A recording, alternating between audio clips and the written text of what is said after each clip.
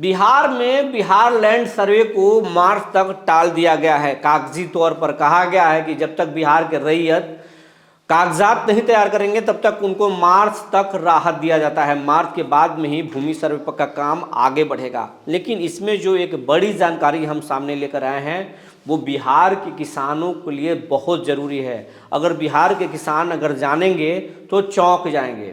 हम लगातार बात करते थे बिहार के सरकारी ज़मीनों के बारे में, खास करके गरमजुरवा मालिक ज़मीन, आम खास गरमजुरवा ज़मीन, इनको लेकर के हम लगातार बात करते थे और इस पर एक चौंकाने वाला सच सामने आया है। ये जानेंगे अगर बिहार के रैयत तो चौंक उठेंगे।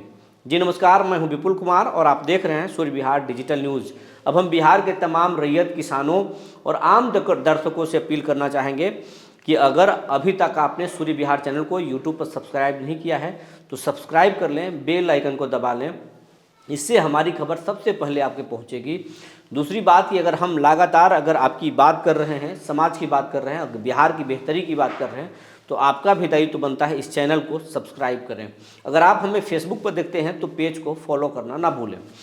अब खबर विस्तार से आपको बता रहे हैं। बिहार में जो लैंड सर्वे जो हो रहा है उसमें जो सरकारी ज़मीनों को लेकर के जो लगातार हम आपकी बात करते थे कि अगर आपके पास गैरमंजूरवा मालिक ज़मीन है या फिर गैरमंजूरवा आम ज़मीन है, केसरेहीन ज़मीन है या ख़ास महल का ज़मीन है, तो आप सबसे पहले ज़मीन को जो ज़मीन के कागजात आप खोज लें, आप रिटर्न खोज लें या उस ज़मीन का मालिकाना हक कैसे आपके पास आ सकता है वो आप खोज लें। क्योंकि सरकारी ज़मीन को लेकर के नीतीश कुमार की सरकार जो है वो बहुत सख्त है। नीतीश कुमार लैंड बैंक बनाना चाहते हैं।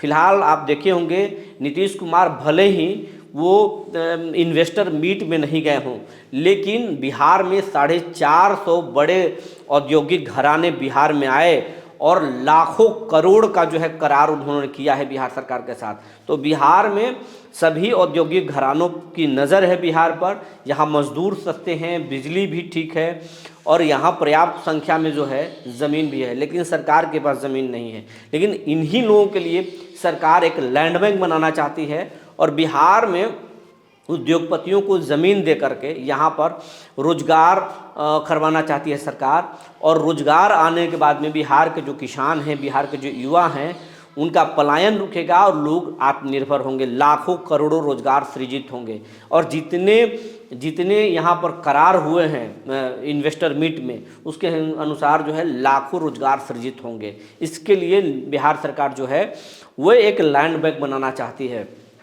दूसरी बात, नीतीश कुमार हर एक गरीब को ज़मीन देना चाहते हैं, 3 डिसमिल ज़मीन देना चाहते हैं ताकि वो अपने ज़मीन में अपना कम से कम आशियाना बना सके, सरकारी घर बना सके या फिर वो खुद से भी बना सके।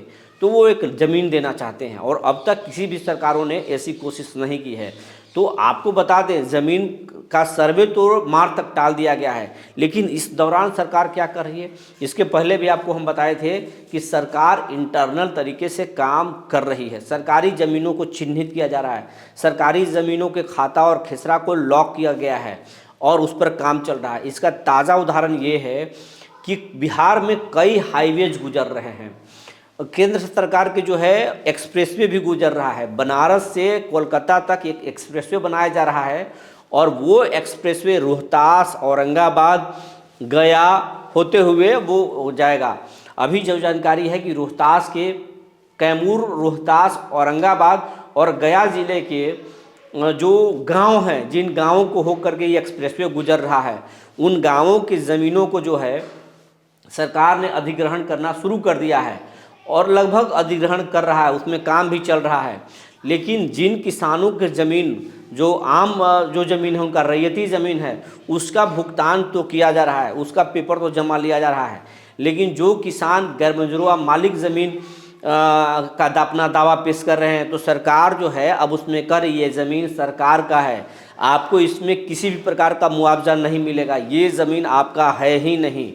ये रोहतास के भी किसान इसको लेकर बहुत परेशान हैं, कैमूर के भी किसान परेशान हैं, औरंगाबाद के भी किसान परेशान हैं, गया ज़िले के भी किसान परेशान हैं।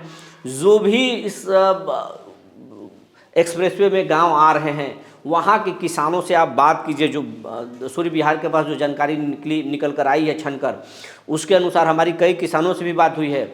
जिन किसानों का ज़मीन जा रहा है एक्सप्रेसवे में, वो उनके पास जो गरमंजरुआ मालिक ज़मीन है उसका भुगतान सरकार नहीं करने के लिए कह रही है कि ये ज़मीन सरकार का है, ये आपका ज़मीन नहीं है। जब किसान ये कह रहे हैं कि नहीं, ये मेरा ज़मीन है, हम पुश्तों से ज़मीन जोत रहे हैं, इसका हमारे पास लगान रसीद कट रहा है, ये हम मालिक ने हमें ये रिटर्न में दिया था, लेकिन सरकार ये मानने के लिए तैयार नहीं है। करे कि हम आपके रसीद को नहीं मानेंगे, आप हमको रिटर्न दिखाइए। लेकिन अधिकांश किसानों के पास रिटर्न है ही नहीं। रिटर्न जब सरकार ही नहीं करे कि रिटर्न मेरे पास है, तो किसान भला कहाँ से रिटर्न देंगे। तो ये स्थिति आ गई है जबकि किसानों का ये कहना है कि जब औरंगाबाद में एनटीपीसी बिजली परियोजना जो बन रही थी या बनी है, या फिर बीआरबीसीएल केंद्र सरकार की जो बिजली परियोजना लगी है, उसमें वहाँ के जो किसानों को ज़मीन वहाँ से जो अधिग्रहण किया गया है, उसमें गरमंजरुआ मालिक ज़मीन का भी भुगतान हुआ है।